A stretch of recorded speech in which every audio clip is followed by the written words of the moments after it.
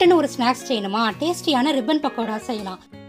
இதற்கு சம அளவு கடலை மாவு, பச்சரிசி மாவு, இதோட உப்பு, மஞ்சள் தூள், மிளகு சீரகத்தூள், வத்தல் தூள், எள்ளு, பெருங்காயம், சூடான எண்ணெயை சேர்த்து மிக்ஸ் செஞ்சுட்டு கொஞ்சம் கொஞ்சமா தண்ணீரை சேர்த்து சாஃப்டா மாவை பிணையணும்.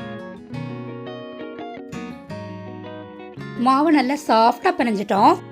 ரிப்பன் பக்கோடா அச்சில் எண்ணெயை தடவி மாவை உள்ள வச்சு மூடி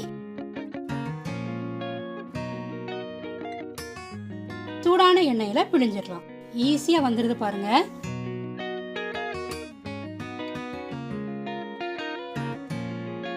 இப்போ 2 பக்கமும் திருப்பி போட்டு பொரிச்சு எடுத்துடலாம். கோல்டன் கலர் வந்தவுடனே வெளியே எடுத்துடலாம். ரெடி ஆயிடுச்சு, எடுத்துடலாம்.